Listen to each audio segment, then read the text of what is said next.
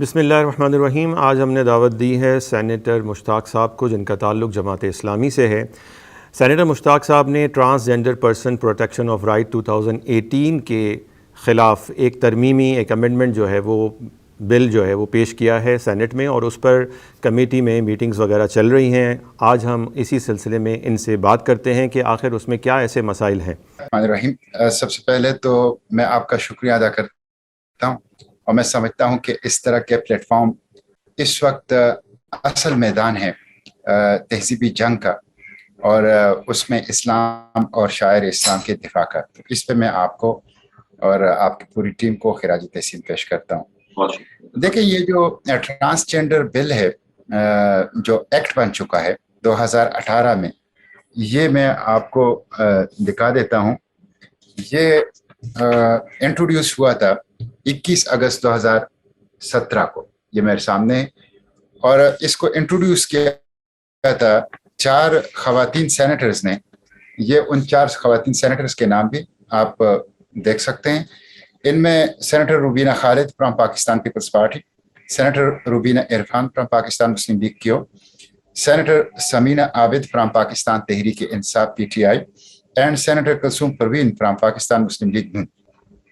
تو یہ ایک کراس پارٹی بل تھا، اور تمام 4 پارٹیوں نے مل کر اس کو متفقہ طور پر سینٹ اور قومی اسمبلی سے پاس کیا ہے۔ میں اس کو سادہ الفاظ میں ایک تہذیبی جارحیت سمجھتا ہوں، اور میں اس کو سادہ الفاظ میں اسلام کے خاندانی نظام، اسلام کے ادارہ نکاح اور شادی، اور اسلام کے جو نظام اخلاق اور اسلام کا جو نظام وراثت ہے، اس کے لیے میں اس کو ایک ٹائم بم تصور کرتا ہوں۔ اصل میں بنیادی طور پر یہ ایکٹ جو ہے، یہ انہوں نے ٹرانسجنڈر کے حقوق کے تحفظ کے نام پہ لائے، لیکن اس میں ٹرانسجنڈر کے لفظ کے ساتھ بھی مجھے اختلاف ہے۔ ٹرانسجنڈر اصل میں ایک امبریلا لفظ ہے، اور اس کے جو اصطلاح ہے، یہ ایک سوشل اصطلاح ہے۔ بنیادی طور پر جو جس ٹرانسجنڈر سے جو لوگ مراد لیتے ہیں وہ انٹرسیکس ہیں، اور اس کو ہمارے ہاں خنثی کہا جاتا ہے۔ تو وہ معاشرے میں بہت تھوڑے ہیں، وہ کوئی 0.029%، بہت تھوڑے لوگ ہیں معاشرے کے اندر، لیکن ہیں، اور وہ واقعی نیگلیکٹڈ ہیں، نظر انداز طبقہ ہے، اور اس کو ایکسیپٹ فیملی بھی نہیں کرتی، والدین بھی نہیں کرتا، سوسائٹی بھی نہیں کرتی، ریاست بھی نہیں کرتی، اور باقی ان کا وہ ایک امتحان سے گزر رہے ہیں۔ تو وہ جو مظلوم طبقہ ہے حقیقی خنثی کا، انٹرسیکس کا، وہ انسان ہے، ذی روح ہے، قابل شرف ہے، قابل تکریم ہے، اس کے حقوق کا تحفظ کرنا بہت بڑی بات ہے، اور اس کے لیے معاشرے کے اندر، خاندان کے اندر ایکسیپٹیبلٹی پیدا کرنا اور ریاست کو ان کے حقوق کے متحرک کرنا بہت ضروری ہے۔ لیکن یہ قانون اس سے ڈیل نہیں کرتا۔ یہ قانون اس کی آڑ میں نے جس طرح عرض کیا، ایک مغربی تہذیبی یلغار اور تہذیبی جارحیت ہے، اور انٹرسیکس کا انہوں نے نام استعمال کیا ہے۔ تو ٹرانسجنڈر کی اصطلاح انہوں نے استعمال کی ہے۔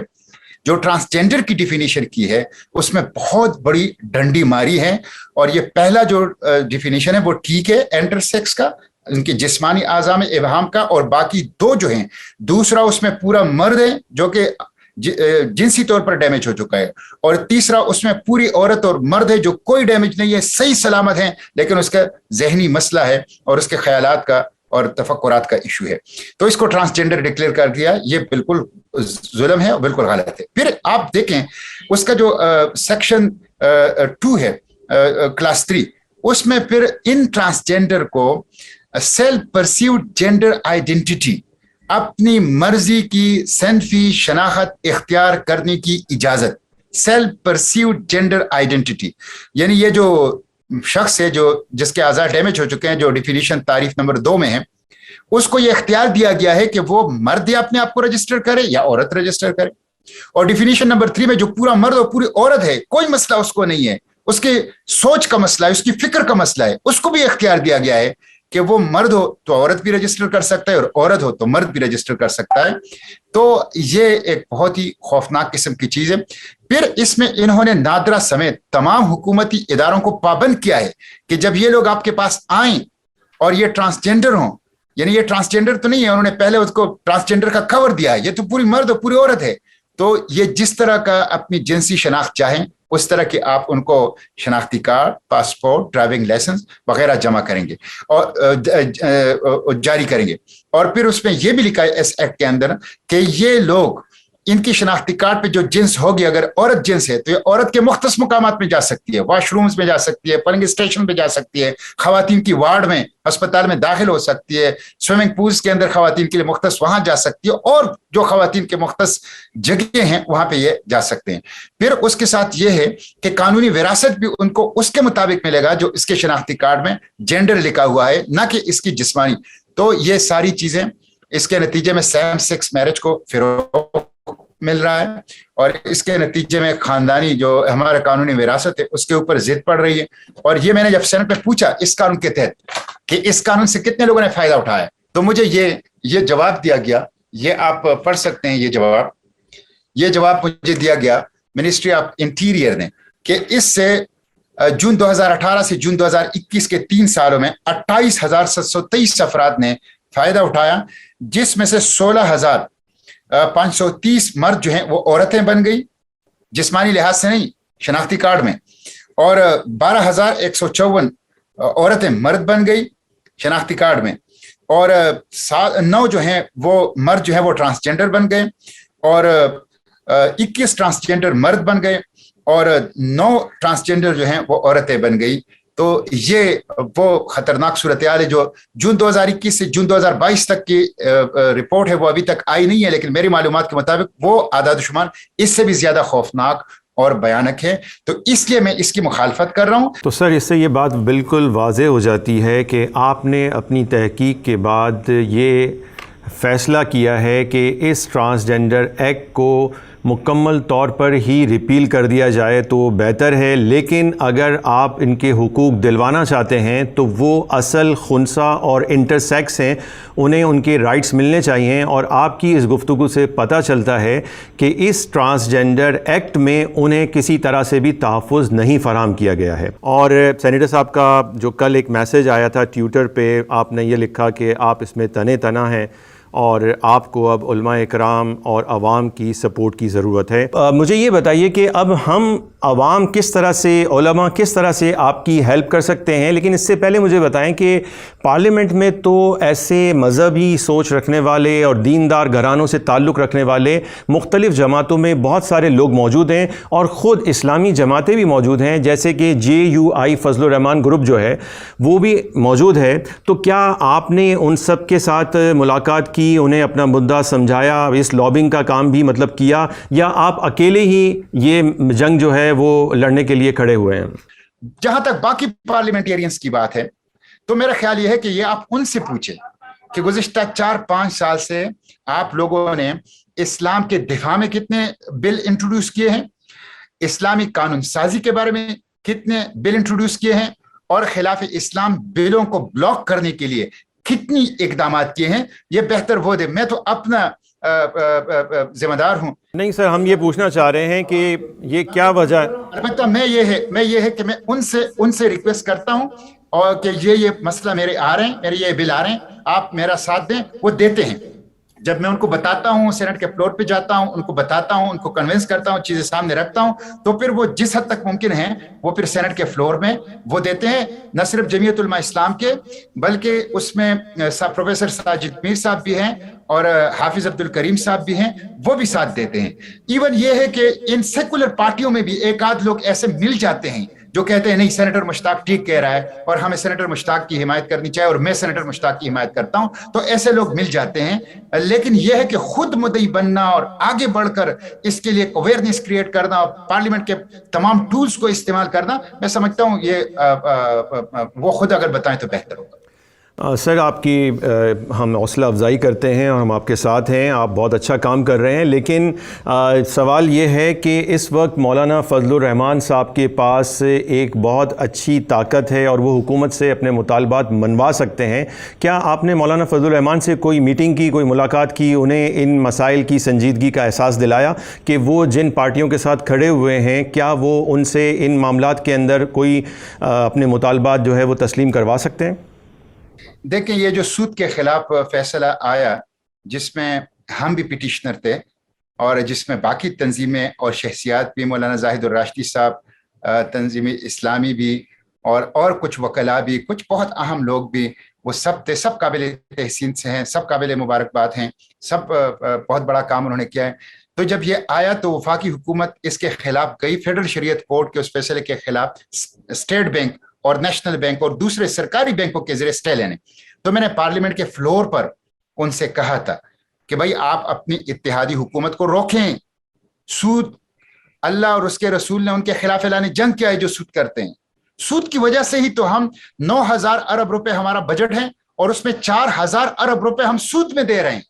سود کی وجہ سے غربت ہے، طبقاتی تقسیم ہے، سود استحصال ہے، اللہ کی برکت ختم ہو جاتی ہے. سود کے نتیجے میں غربت ختم نہیں ہو سکتی. تو میں نے ان سے کہا کہ بھائی آپ جو ہیں اپنی اتحادیوں کو سمجھائیں کہ اسٹے واپس لیں. ان کو خود بھی سمجھنا چاہیے کہ ان کو ریڈ لائن کھینچنا چاہیے کہ بھئی اگر آپ سود کے دفاع کے لیے اسٹے لے رہے ہیں اور اسٹیٹ بینک کو روک نہیں رہے، نیشنل بینک کو روک نہیں رہے، اور خاموش تماشائی بن کے ان کو سپورٹ فراہم کر رہے ہیں جو کہ حکومتی ادارے ہیں، تو ہم نہیں، تو یہ تو ان کو خود فیصلہ کرنا چاہیے. البتہ میرے مولانا عطا الرحمان صاحب سے ابھی ریسنٹلی 2 ملاقاتیں ہوئی ہیں اور اس اجلاس میں بھی وہ آئے تھے لیکن پھر درمیان میں چلے گئے. میں نے ان کو بتایا تھا کہ آپ کو میری سپورٹ کرنی چاہیے. جب میں ان کو بتاتا ہوں اور ان کو کنونس کر لیتا ہوں، سپورٹ کرتے ہیں. ایسا نہیں ہے، میں یہ اعتراف کروں کہ جب وہ ہوتے ہیں اور جب میں ان کو بتا دیتا ہوں، ریکویسٹ کر لیتا ہوں، تو وہ سپورٹ کر لیتے ہیں، بات کر لیتے ہیں. لیکن باقی تو ان کی پارٹی کا جو پالیسی ہے وہ تو خود زیادہ بہتر ایکسپلین کر سکتے ہیں. ہم یہ سمجھتے ہیں کہ ختم نبوت کے بعد یہ جو مسئلہ آیا ہے یہ انتہائی اہم ہے، کیونکہ پوری دنیا کی جو سپر پاورز ہیں وہ پوری دنیا میں اپنے نظریے جنس کو امپوز کرنا چاہتی ہیں، جس میں یونائٹڈ نیشنز بھی ہے، امریکہ بھی ہے، یورپی یونین بھی ہے، GSP+ کی کنونشنز بھی ہیں، اور ورلڈ بینک IMF کی بھی بہت ساری کنونشنز ہیں. تو سر ہم یہ پوچھنا چاہ رہے ہیں آپ سے، آپ یہ بتائیے کہ آخر ایسا کیوں فیل آ رہا ہے کہ جماعت اسلامی یہ کیس خود اکیلے ہی لڑنا چاہتی ہے، جبکہ PTI میں بھی مذہبی سوچ رکھنے والے لوگ موجود ہیں، PML نون میں بھی موجود ہیں، جیسے علی محمد خان صاحب ہیں، اس طرح سے سعد رفیق صاحب ہیں، احسن اقبال صاحب ہیں، اسی طرح سے پیپلز پارٹی میں بھی ہیں لوگ. تو کیوں نہیں کہ آپ جو ہے نا ان سب سے رابطہ کرتے ہیں، لابنگ کرتے ہیں اور ان سب کو اپنے ساتھ لیتے ہیں؟ اور یہ جو ہم دیکھ رہے ہیں کہ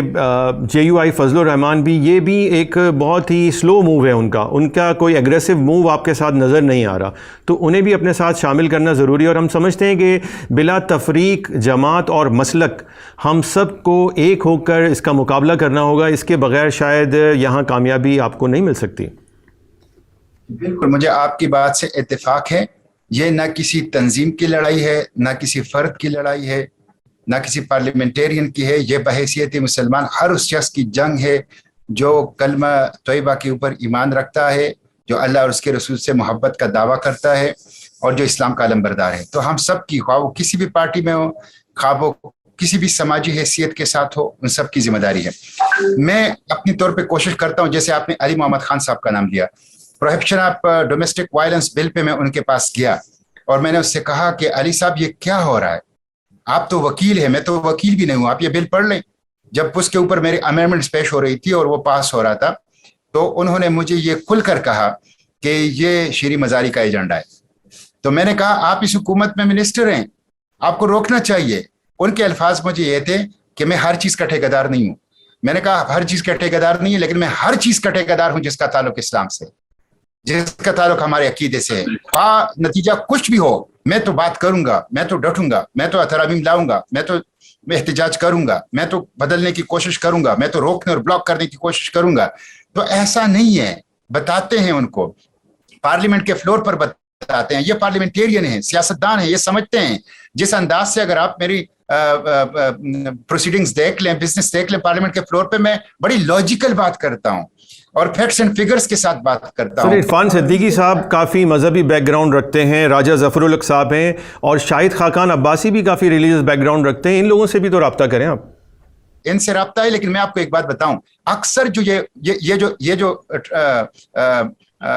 FATF کے بل تھے، فائنینشیل ایکشن ٹاسک فورس کے، سب کو پتا تھا کہ علماء بل ہیں، سب کو پتا تھا، اور سب ان نجی مجلسوں میں کہتے ہیں کہ یہ بالکل ظلم ہو رہا ہے. لیکن کرتے وہی ہیں جو ان کو پارٹی کی لیڈرشپ کی طرف سے بات ہوتی ہے. آپ کو پتہ ہے کہ یہاں ایک دفعہ ایک منظور ہو رہا تھا ملٹری کورٹس کے بارے میں. ایک سینیٹر نے, بہت مشہور سینئر سینیٹر ہیں, اس نے کہا کہ آج میں روتے ہوئے نہ چاہتے ہوئے بھی اس کے حق میں ووٹ دے رہا ہوں, اس لیے کہ مجھے پارٹی لیڈرشپ نے کہا ہے. تو یہ دراصل سلیو ہیں ایک طرح سے. میں نے تو پارلیمنٹ کے فلور پر باقاعدہ اپنی تقریروں میں بار بار یہ کہا ہے کہ آپ لوگوں نے پارلیمنٹ کو ربل سٹیمپ بنایا ہے, آپ نے پارلیمنٹ کا انگوٹھا چھاپ بنایا ہے, آپ لوگ خود ربل سٹیمپ ہیں, انگوٹھا چھاپ ہیں, آپ لوگ پڑھتے نہیں ہیں, وزراء تک نہیں پڑھ کے آتے ہیں, اور آپ لوگ مشین کی طرح آپ کے اندر ایک پروگرامنگ سیٹ کی جاتی ہے کہ آپ نے یس کہنا ہے, آپ نے نو کہنا ہے, اور آپ اس کے مطابق پھر چلتے ہیں, نہ پڑھتے ہیں, نہ ریسرچ کرتے ہیں, نہ اپنی رائے دیتے ہیں, نہ اپنی ایکسپریشن وہ دیتے ہیں. تو یہ چیز نہیں ہونی چاہیے. مشتاق صاحب یہ بتائیے کہ اس ایکٹ کو منسوخ اور ریپیل کالعدم کروانے کے لیے کیا طریقہ کار اختیار کیا جانا چاہیے؟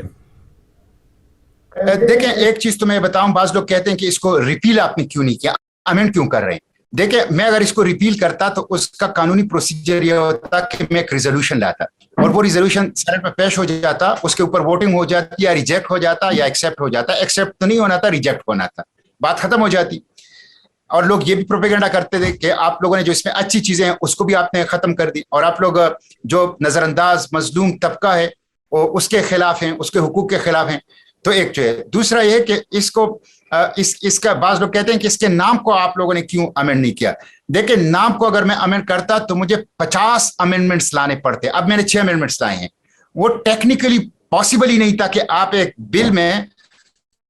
جو کہ 11 صفحوں کے بل ہے اس میں 50 امینڈمنٹس لائیں, پھر آپ کو اس کو ریپیل کرنا پڑے گا, پھر وہی چیز ہوگی. میں چاہتا تھا کہ اس میں جو بہت ہی خطرناک اور خراب چیزیں ہیں, جو امپورٹنٹ اینڈ ارجنٹ چیزیں ہیں, اس کو میں امینڈ کروں, اس کے دانت نکالوں, اس کی زہر نکالوں, اور اس میں جو اچھی چیزیں ہیں یا غیر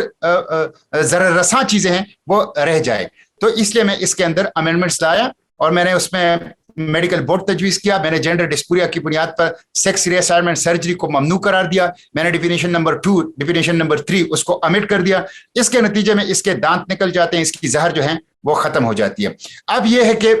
اس کے حوالے سے مختلف سیگمنٹ سوسائٹی کے کرے کیا. دیکھیں سب سے پہلے تو انٹلیکچوئل طبقہ, اسکالرز, علماء ہیں, ان کو علمی انداز سے اس کے اوپر بحث کرنی چاہیے, ان کو ان کے اوپر فتویٰ دینا چاہیے, آرٹیکلز لکھنے چاہیے, مقالے لکھنی چاہیے, ریسرچ کرنی چاہیے, مغرب کو جواب دینا چاہیے کہ ان کا جو ورلڈ ویو ہے وہ کیا ہے, اسلام کا ورلڈ ویو ہے وہ کیا ہے. ان کا ورلڈ ویو ناکام ہو چکا ہے, ان کا نظریہ ناکام ہو چکا ہے, اور ان کی علمی سطح پر, ان کے اصطلاحات میں, ان کی زبان میں ان کو اسلام کا نقطہ نظر سمجھائیں. یہ کام علماء کا, اسکالرز کا اور انٹلیکچوئل طبقے کا ہے. دوسرا وہ پارلیمنٹیرینز کا ہے کہ وہ پارلیمنٹ کے اندر رول کرے. تیسرا دینی تحریکات اور اسلامی تنظیموں کا ہے کہ وہ عوام کو شعور دیں اور اپنی تنظیم اور تحریکات کی سطح پہ اٹھائیں اس مسئلے کو, اور عوام کے اندر جائیں, اس کے لیے کیمپین اور مہمات جو ہیں آرگنائز کریں. تیسرا آپ جیسے لوگوں کا ہے جو سوشل میڈیا کے پلیٹ فارم چلاتے ہیں اور مؤثر چلاتے ہیں, اور کی بورڈ واریئرز ہیں. کی بورڈ واریئرز بہت امپورٹنٹ ہیں.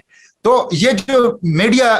ہیں, الیکٹرانک میڈیا ہیں, خواہ وہ ٹی وی چینلز ہیں, خواہ وہ یوٹیوبرز ہیں, خواہ وہ دوسرے پلیٹ فارم کو استعمال کرنے والے ہیں, ان کو اس کے اوپر ڈیبیٹ کرنی چاہیے, پینل بٹھانی چاہیے, اور عوام کو سمجھانا چاہیے. یہ جو ڈسکشن میرے اور آپ کے درمیان ہو رہی ہے یہ بہت سے لوگوں کی تفہیم کا باعث بن رہی ہے. اس سے اویئرنیس کریٹ ہو رہا ہے, ایجوکیشن کریٹ ہو رہا ہے, اس سے لوگوں کی فہم میں اضافہ ہو رہا ہے, اس سے لوگوں کا شعور کا لیول جو ہے وہ بڑھ رہا ہے. تو یہ کام کرنا چاہیے. اور ہر فرد, میں کہتا ہوں ووٹر جو ہیں, ہر فرد, ہر ووٹر وہ سٹیک ہولڈر ہے, وہ سٹیک ہو, پارلیمنٹ اس کا نمائندہ ہے. ہماری پارلیمنٹ اس لیے ہے کہ will of the people of the Pakistan کو ریپرزینٹ کرے. ہماری پارلیمنٹ اس لیے نہیں ہے کہ وہ ول آف دا یورپ اور will of the western world کو ریپرزینٹ کرے. اور اگر وہ will of the people of the Pakistan کو ریپرزینٹ نہیں کرتا, جو کہ اسلام ہے, قرآن و سنت کے دائرے کے اندر رہتے ہوئے قانون سازی ہے, مٹی کے لیے, عوام کے لیے, اسلام کے لیے, اگر وہ نہیں کرتی تو پھر عوام کو آگے بڑھ کر عوامی طاقت سے اس کو اکاؤنٹیبل بنانا چاہیے, اس کا محاسبہ کرنا چاہیے. تو جو کی بورڈ واریئرز ہیں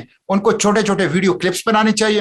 پوسٹر بنانے چاہیے, اور کچھ نہیں کر سکتے تو چھوٹے چھوٹے کلپ تیار, اگر وہ خود نہیں بنا سکتے, کہیں سے لے کے اچھے سے وہ شیئر کرنی چاہیے, ٹویٹر کے اوپر بھی, انسٹاگرام کے اوپر بھی, فیس بک کے اوپر بھی. یہ جو پریشر بنے گا, یہ جو شعور آگے بڑھے گی, تو پارلیمنٹ کو سمجھ پھر آئے گی, اور پھر یہ جو سیکولرائزیشن آف دا پاکستان اور de-Islamisation of the Pakistan ہو رہا ہے. اس سازش کو ہم ناکام بنا. سر مسئلہ یہ ہے کہ ہمارا قانون انگریزی میں ہوتا ہے, ہماری شریعت مطالعہ عربی میں ہے اور ہم اردو زبان بولتے ہیں. اب اس میں بہت ساری اصطلاحات ہیں جو گڈ مڈ ہو گئی ہیں اور عوام کنفیوز ہیں. خواجہ سرا, خسرا, مورت اور نہ جانے کیا کیا, ہیجڑا, کیا کیا نام ہیں. پھر ایسے انٹرسیکس, ٹرانسجینڈر ہو گیا, ہرموفروڈائٹ ہو گیا. تو یہ بہت ساری جب چیزیں مل گئی ہیں تو اس میں یہ ٹرانسجینڈر کا نام جو ہے, آپ جیسے کہہ رہے ہیں کہ اگر اس نام کو نہ تبدیل کیا جائے تو بھی گزارا ہو جائے گا, تو سر یہ کچھ ایسا نہیں ہو جائے گا کہ الکوہلک پرسن پروٹیکشن ایکٹ اور پھر اس کے اندر نیچے کہیں کہ بھائی اس کی انٹاکسیکیشن جو ہے نا وہ منع ہے اور نشہ نہیں ہونا چاہیے. آپ جو ٹرانسجینڈرزم ہے یہ تو پورے ویسٹ کے اندر بھی اب کوشچن ہے اور وہاں پر بھی لوگ اس پہ سوال اٹھا رہے ہیں اور وہاں پر بھی سوشل موومنٹ چل رہی ہیں جو ٹرانسجینڈر ایکٹ کے خلاف ہیں. تو ٹرانسجینڈر ایکٹ جسے یونائٹڈ نیشنز خود کہتا ہے کہ ایک امبریلا ٹرم ہے جو LGBTQ کو لے کے چلتی ہے. تو سر میری گزارش ہے, اور بلکہ جو پٹیشنر ہیں, اولین پٹیشنر ہیں جو فیڈرل شریعت کورٹ میں, وہ بھی شاید یہی بات کر رہے ہیں کہ اسے ریپیل کرنا چاہیے. اور پھر جو خنثی اور انٹرسیکس ہیں ان کی پروٹیکشن کے لیے ایسے قوانین لانے چاہیے تاکہ انہیں اس خواجہ سرائی نظام سے باہر نکالا جا سکے جہاں پر ان کی تضحیک ہے, تذلیل ہے, انہیں نچایا جاتا ہے, ان سے جنسی جو کام کروائے جاتے ہیں, بے راروی کے کام کروائے جاتے ہیں اور ان سے بھیک منگوائی جاتی ہے. تو یہ تو آپ کو پتہ ہے کہ نادرا ایکٹ کے اندر بھی انہوں نے ڈال دیا, اور transgender person protection of right act کے تحت جو رولز بنائے اس رولز میں بھی یہ بات ڈال دی گئی ہے کہ اگر کوئی شخص جاتا ہے اور جا کے اپنی ایکس جینڈر کلیم کرتا ہے اور اس کے والدین کا نام وہ نہیں بتاتا ہے تو اس صورتحال میں اسے گرو کا نام ڈالنے کی اجازت دے دی گئی ہے. اس سے تو یہ پتہ چلتا ہے کہ یہ گرو کلچر کو, خواجہ سرائی کلچر کو, یہ ناچ گانے کا جو بیچارے روڈوں کے اوپر مانگ رہے ہیں, جن کی زندگیاں بیت گئی ہیں اور وہ پریشان ہیں, اب جو بوڑھے ہو چکے ہیں وہ بالکل تھک چکے ہیں کیونکہ زیادہ تر یہ ہم جنس پرستی کے کاموں میں لگے ہوئے ہیں, زیادہ تر ناچ گانے کے کاموں میں لگے ہوئے ہیں, ان کی تذہیر اور تحقیر ہوتی ہے. تو کیا یہ ساری چیزیں ایک نیا اگر ڈرافٹ کر لیا جائے اور اسلامی نظریاتی کونسل کے تحت کیا جائے, اس میں علماء کو شامل کیا جائے اور آپ جیسے لوگ اس میں شامل ہوں, ایک نیا ڈرافٹ بنا کر باقاعدہ اس مارجنلائزڈ جو طبقہ ہے اس کے ساتھ ہمیں تعاون نہیں کرنا چاہیے, بجائے اس کے کہ ہم ان چند امینڈمنٹ کے ساتھ آگے جاتے ہیں. تو سر یہ پوری جنگ ایسا نہ ہو کہ یہ ضائع ہو جائے, اور یہ ساری محنت, آپ کی محنت بھی, آپ بہت مخلص ہیں ماشاءاللہ اور بہت اچھے طریقے سے اس کو لے کے چل رہے ہیں. تو سر ہماری گزارش ہے کہ اس مسئلے کو ہمیشہ کے لیے ختم ہونا چاہیے اور ہمارے معاشرے میں جو یہ تہذیبی رنگ میں خواجہ سرائی کا نظام ہے اسے بھی ختم کرنے کی ہمیں کوشش کرنی چاہیے. اور سر یہ پروٹیکشن تو یہ ہونی چاہیے تھی نا کہ والدین کو پابند کیا جائے, اور چائلڈ پروٹیکشن جو ایکٹ ہے ہمارا وہ آلریڈی موجود ہے. یہ تو نادرا والوں کو چاہیے کہ اگر وہ والدین کا نام نہیں دے سکتا ہے تو یہاں پر تو گرو جو ہے وہ ایک کیس فائل کرے یا کمپلین کرے چائلڈ پروٹیکشن کو کہ وہ کہے کہ بھائی ان کے والدین جو ہے نا وہ بچے کو نہیں کلیم کر رہے, وہ اس کے سپورٹ نہیں کر رہے, وہ اسے گھر میں نہیں رکھنا چاہتے, تو ان پہ کیس بننا چاہیے. تو بجائے اس کے کہ ہم اس طرف بلکہ یعنی اس کو چھوڑ دیں اور صرف اسی کے اوپر بات کریں, تو اس پر بھی ہم جب یہ کیمپین چلا رہے ہیں تو بہت لوگ سوال کر رہے ہیں کہ یار آپ ان کے حقوق کی کیوں بات نہیں کر رہے, جو اوریجنل ہیں, جو بالکل جو جن کا حقیقی مسئلہ ہے ان کو بھی تو آپ لوگ کریں. تو سر میں گزارش کروں گا آپ سے کہ آپ ان کے لیے بھی آواز اٹھائیں اور باقاعدہ ایک بل ڈرافٹ کر کے اسے بھی آپ جو ہے وہ سینٹ میں پیش کریں. جی میں نے جیسے پہلے عرض کیا کہ ٹرانسجینڈر ایک امبریلا ٹرم ہے اور میں خود اس ٹرم کے خلاف ہوں, اور حقیقی لفظ جو اس کے لیے ہے وہ انٹرسیکس ہے, اور یہ انٹرنیشنل کمیشن آف جورسٹ نے بھی اس کو تسلیم کر لیا ہے. باقی اداروں نے بھی کہا کہ ٹرانسجینڈر الگ چیز ہے, انٹرسیکس الگ چیز ہے. لیکن دیکھیں آئیڈیلی تو آپ جو کچھ کہہ رہے ہیں ٹھیک ہے, ایک چیز ہوتی ہے آئیڈیل, ایک چیز ہوتی ہے پریکٹیکل. میں گزشتہ 5 سال سے پارلیمنٹ میں لگا ہوں اور میں نے ان تمام چیزوں میں نے آپ کو بتایا, اسٹیٹ بینک کے حوالے سے, وقف پراپرٹی کے حوالے سے, ڈومیسٹک وائلنس کے حوالے سے, پروہیبشن آف فورسڈ کنورژن کے حوالے سے, FATF کے 12 بلوں کے حوالے سے, ان ساری چیزوں کے حوالے سے میں بل لایا ہوں, اس کو ایکسیپٹ نہیں کیا گیا. تو ایک آئیڈیل پوزیشن ہوتی ہے, ایک پریکٹیکل یہ ہے کہ ہماری جو طاقت ہے پارلیمنٹ کے اندر, اس طاقت کے مطابق ہم امپورٹنٹ ارجنٹ چیزیں کر لیں پہلے مرحلے میں, اور جب وہ کامیاب ہو جائیں تو دوسرے مرحلے میں اس کا نام ٹرانسجینڈر سے انٹرسیکس بل میں تبدیل کیا جائے گا. دوسرے مرحلے میں صرف آپ کو یہ کرنا پڑے گا کہ جب یہ ترامیم ہو جائیں تو اس کی زہر نکل جائے گی, اس کے دانت نکل جائیں گے. پھر اس کے بعد آپ آسانی سے صرف ایک امینڈمنٹ لائے کہ چونکہ یہ اب انٹرسیکس کو صرف ڈیل کرتا ہے, اس لیے کہ ڈیفینیشن نمبر 1 انٹرسیکس رہ گیا, تو اس لیے اب اس کا نام تبدیل کر کے intersex protection of right of intersex bill رکھ لیں, تو وہ آسانی سے ہو جائے گا. لیکن اصل چیز یہ ہے کہ جب آپ ایک جنگ میں جاتے ہیں, جب آپ ایک جنگ میں جاتے ہیں تو آپ ایک اسٹریٹجی بناتے ہیں کہ مخالف کی قوت اور طاقت کتنی ہے, آپ کی قوت اور طاقت کتنی ہے, اور آپ نے پہلے چیز کون سی کرنی ہے اور دوسری چیز کون سی کرنی ہے. تو آئیڈیلی تو آپ کی بات ٹھیک ہے, لیکن جب آپ پریکٹیکل اسٹریٹجی بنانے کے اوپر آتے ہیں تو اگر میں وہ کام کرتا تو ایک ہی دن میں ریجیکٹ ہو جاتا چند منٹ کے اندر, اور آج یہ ڈسکشن نہ ہوتی, آج یہ شعور نہ ہوتا, آج یہ اتنی زیادہ جو اس کے اوپر ایک ڈیبیٹ ہو رہی ہے اور ایک عوام کے اندر پارلیمنٹ سے قانون سازی کے متعلق ایک معلومات فراہم ہو رہی, یہ ساری چیزیں نہ ہوتی. تو انشاءاللہ وہ جو دوسرا مرحلہ ہے جب یہ کامیاب ہو جائے گا, اس کے بعد پھر یہ ہے کہ اس کا نام تبدیل کر کے اسے protection of right of intersex act قرار دیا جائے. بہت زبردست سر, آپ نے اس کی وضاحت کر دی, اس سے بہت لوگوں کی کنفیوژن جو ہے وہ دور ہو جائیں گی کہ آپ نے یہی بتا دیا کہ ٹرانسجینڈر نام جو ہے وہ بھی صحیح نہیں ہے, لیکن اسے دوسرے مرحلے میں ابھی فی الحال اسٹریٹجی یہ ہے کہ پہلے اس کے ایول کو ختم کیا جا سکے اور اس کے بعد پھر جو ہے وہ اس کا نام بھی تبدیل کر دیا جائے گا. سر آپ کا بہت بہت شکریہ, آپ نے وقت عنایت فرمایا, ہم آپ کے ساتھ ہیں اور امید کرتے ہیں کہ آپ بھی تمام باقی جماعتوں کو اپنے ساتھ لے کر اس ایجنڈے کے اوپر کام کریں گے, اور پاکستان کی عوام آپ کے ساتھ ہے, تمام مسلمان علماء اکرام آپ کے ساتھ ہیں. مفتی منیب الرحمان صاحب مفتی اعظم پاکستان نے تو آپ کو پتہ ہے 2020 میں ہی ایک اپنا مضمون بھی لکھا تھا باقاعدہ, اور وہ بھی یہی کہہ رہے تھے کہ یہ ٹرانسجینڈر کا نام, ٹرانسجینڈرازم جو ہے یہ اسلام میں کہیں پر بھی نہیں ہے. جی میں آپ کو یہ بات بتاؤں, مجھے سب سے زیادہ سپورٹ ملی ہے مفتی منیب الرحمان صاحب کے مقالے سے, جو اس transgender protection of transgender rights کے اوپر انہوں نے لکھا ہے. ایکسلنٹ مقالہ تھا, غیر معمولی چیز تھی, اور بہترین انداز سے اس کا پورا جس کو کہتے ہیں نا پوسٹ مارٹم چیڑ پاڑ کے رکھ دیا تھا اس کو, اور بہت اچھی ان کے اوپر بڑی کوالٹی کریٹیسزم تھی اس کے اوپر. میں نے اپنی امینڈمنٹ سے میں بہت زیادہ استفادہ ان کے اس مقالے سے کیا ہے, اور پرماننٹ جو میرا فائل ہے اس ٹاپک کے اوپر وہ مقالہ پرماننٹ اس کا حصہ ہے. تو اس میں شک نہیں ہے, میں نے جو کچھ کرنا تھا وہ کر لیا ہے, اب گیند آپ لوگوں کے کورٹ میں ہے, آپ لوگوں نے اب کرنا ہے, معاشرے کے اندر اتنا شعور بیدار کرنا ہے اور اتنا ایک ویو کریٹ کرنا ہے کہ پارلیمنٹ مجبور ہو جائے اور جو عوام کا جو پبلک ویل ہے, جو اسلام کی لا ہے اور جو یہ امینڈمنٹ ہے, اس کے سامنے سرنڈر کر. بہت بہت شکریہ جناب مشتاق احمد صاحب, اللہ تبارک تعالیٰ آپ کو آپ کے مقصد میں کامیابی عطا فرمائے. آمین آمین, جزاک اللہ.